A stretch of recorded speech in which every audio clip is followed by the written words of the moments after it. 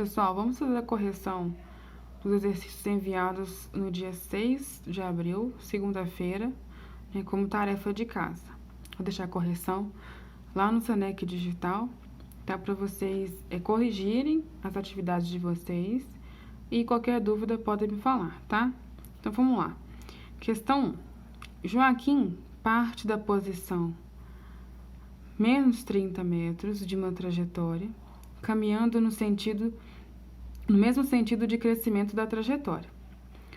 Após determinado intervalo de tempo, ele se encontra na posição 30.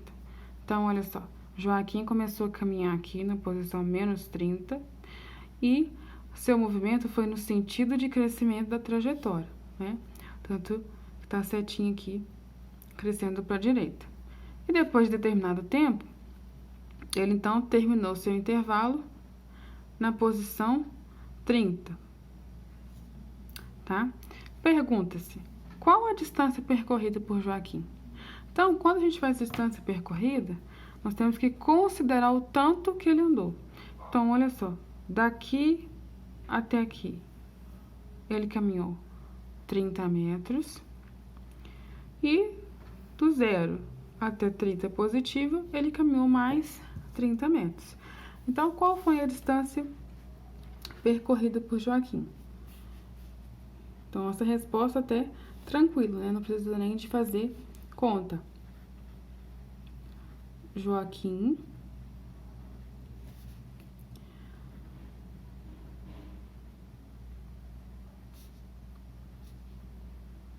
percorreu a distância de 60 metros. Que ele andou daqui até aqui, 30 metros, depois de 0 metros até 30 metros, tá bem? Depois eu pergunto, qual o deslocamento escalar de Joaquim? Ou seja, para o deslocamento, a gente tem que considerar o ΔS. E ΔS é igual a posição final menos posição inicial. A câmera tá demorando um pouquinho para focar. Tá. Qual foi a posição final de Joaquim? Ele chegou aqui. Então, posição final, 30 metros.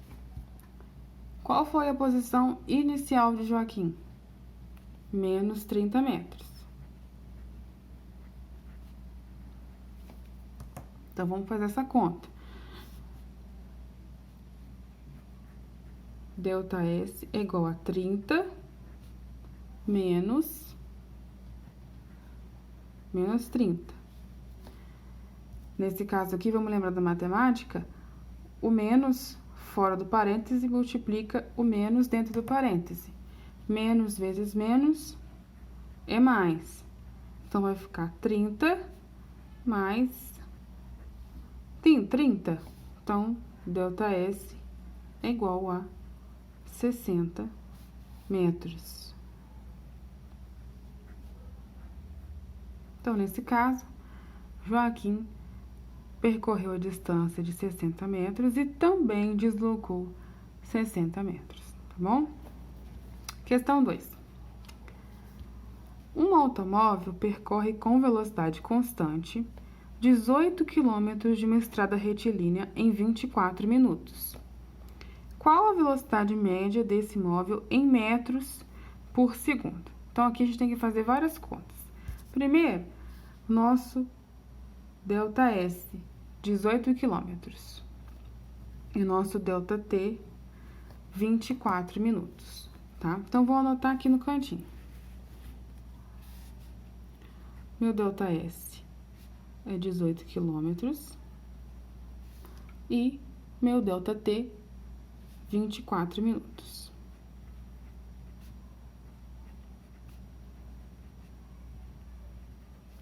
Então, olha só, eu tenho um deslocamento, né, em quilômetros e um ΔT em minutos. Lembra da regrinha que a velocidade ou tem que ser quilômetro por hora ou metro por segundo? Então, esses 24 minutos, eu vou transformá-los em horas. Então, como que eu vou fazer isso? Vou fazer uma regra de 3. Então, vamos lá, ó.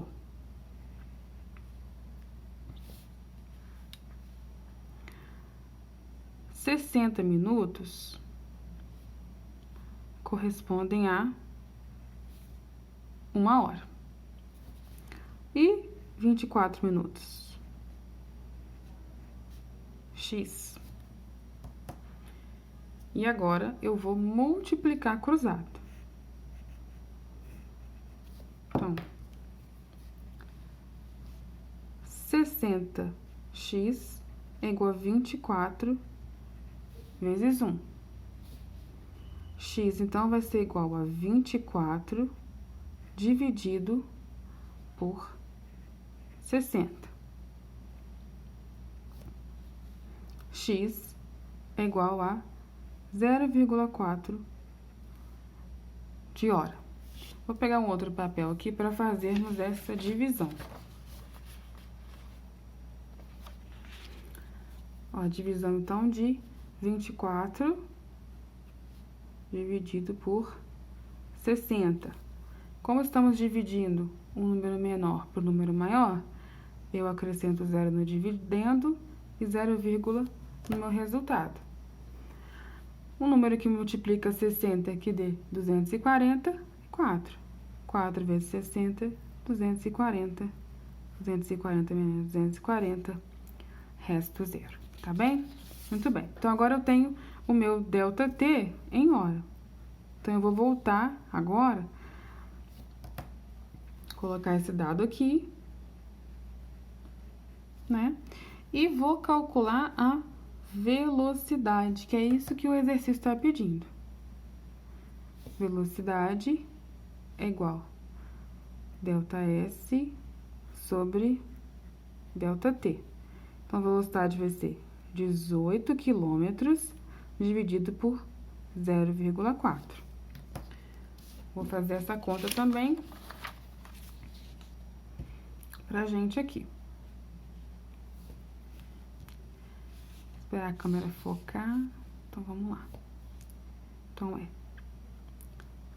18 dividido por 0,4. Vamos excluir esta vírgula aqui, mas acrescentar um 0 aqui. Então, vamos lá. Primeiro, 18 dividido por 4. 4. 4 vezes 4, 16, que é o número mais próximo. Resta 2. Baixo 0, 20. 20 dividido por 4, 5. 5 vezes 4, 20. Resto 0. Então, a velocidade aqui vai ser de 45. Só que, ó, quilômetros por hora. Quilômetros por hora, né? Porque foi dado em quilômetros e hora, tá? Mas o exercício ainda não acabou. Por quê? Porque ele pede a velocidade, olha só, em metros por segundo. Qual que é a nossa regra, gente? Se eu tenho uma velocidade em quilômetro por hora e quero saber quanto que ela vale em metro por segundo, eu vou, ó, dividir por 3,6. Então, esse resultado aqui eu tenho que dividi-lo por 3,6, tá? Para eu saber quanto que essa velocidade vai valer em metros por segundo.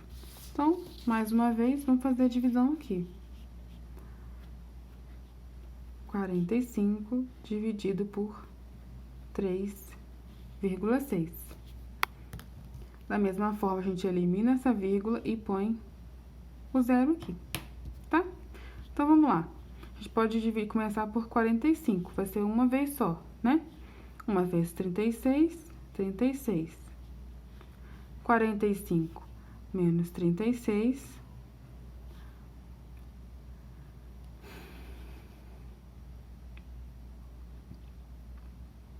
Aqui vai dar 9. E 0. E aí, a gente abaixa o 0, tá? Agora, 90 dividido por 36. Vamos ter que fazer somente 2 vezes, tá? 2 vezes 36 72. 8. Aqui e aqui vai dar 1. Aí, a gente pode acrescentar vírgula aqui e 180, tá? 180 dividido por 36.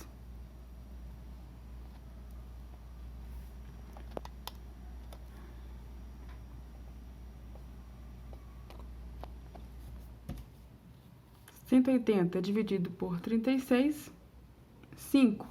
5 vezes 36, 180. Pronto, encontramos resto zero. Então, olha só. A velocidade de 45 quilômetros por hora, ela corresponde à velocidade de 12,5 metros por segundo. E 12,5 metros por segundo é a nossa resposta. Então, esse exercício teve várias etapas, né? Primeiro, eu tive que fazer a transformação do ΔT. Depois, eu encontrei a velocidade em quilômetros por hora. E depois, eu fiz a transformação dividindo por 3,6, tá? Vamos lá, então, para o próximo exercício.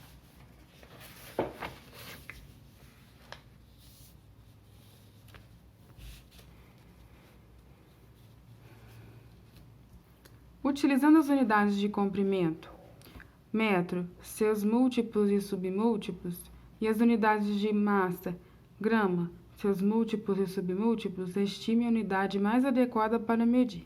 Então, de comprimento, eu coloquei que é metro, seus múltiplos, quais seriam os múltiplos de metro? Por exemplo, quilômetro.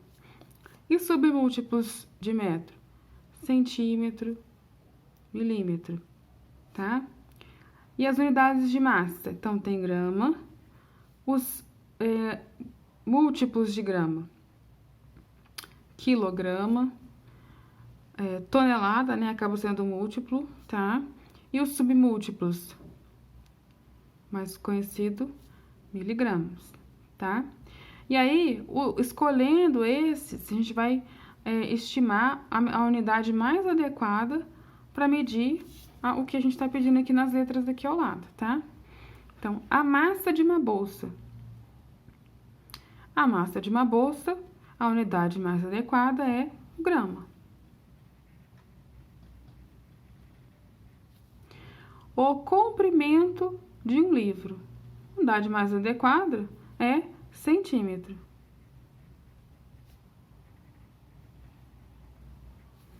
A altura de um prédio.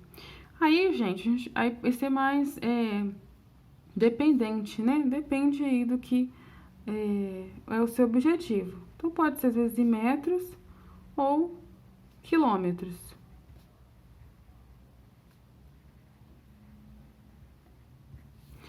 A distância entre 2 bairros numa cidade. Aí, com certeza, também será quilômetro. E, por último, a massa de um elefante. Acho que quilograma pode ser usado, mas eu acho que o mais adequado seria mesmo toneladas. Tá? Então, esse exercício é só para fazer uma relação do nosso cotidiano com as unidades de medida. Lembrando daquele comecinho da nossa matéria. Questão de número 4. Um motociclista, viajando de Brasília para o Rio de Janeiro, encontra um grupo de 4 outros motociclistas viajando a uma mesma velocidade. Ele, então, decide juntar-se ao grupo, emparelha sua moto em relação às outras e passa a manter exatamente a mesma velocidade dos outros. Nessa situação, o motociclista está em repouso ou em movimento? Se tomarmos como referencial um outro motociclista, justifique sua resposta. Então, vamos analisar essa questão. Olha só.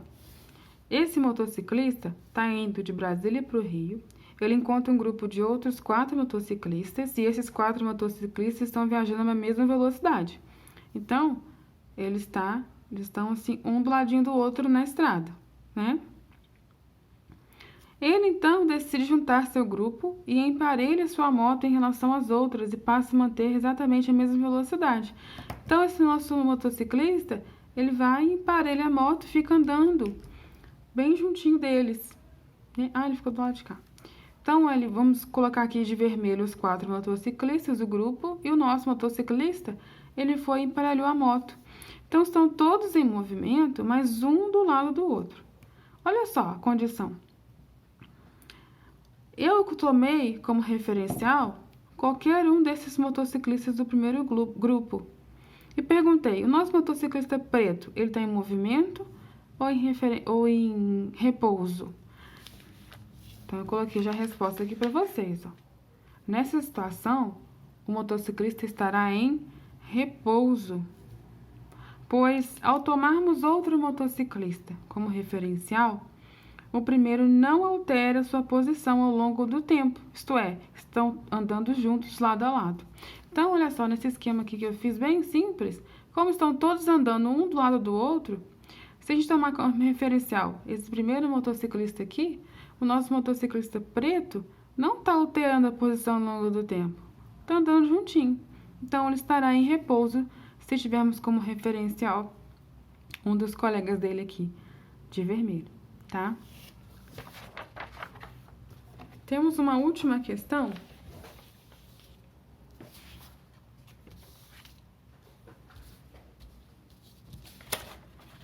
Vou usar aqui o papel que a gente estava usando ali das contas para tampar a resposta. Então, vamos lá. Você decide confortavelmente... Você deitado confortavelmente imóvel na rede em sua casa de praia em Ilhabela, está em repouso ou em movimento? Justifique. Primeira coisa. Eu não determinei nenhum referencial, né? Então, como é que eu vou responder se estarei em repouso ou em movimento? Né? Então, a resposta está aí, ó. Depende do referencial adotado. Os conceitos de repouso e movimento dependem de um ponto de referência, tá? E aí, gente, eu coloquei aqui 2 pontos de referência para a gente responder. Então, vamos supor que meu referencial seja um astronauta que está lá na Lua.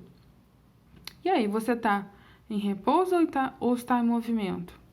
Nesse caso, se ele for referencial, você estará em movimento. Ah, mas por que, Juliana? A gente tem que lembrar dos movimentos de rotação e também de translação da Terra, né? Então, para ele, a gente vai estar em movimento, tá bom? E se a gente colocar como referencial um amigo seu deitado do seu lado? Aí, para ele, a gente vai estar em repouso. Por quê? Porque não altera a nossa posição ao longo do tempo para ele. Tá bom, pessoal?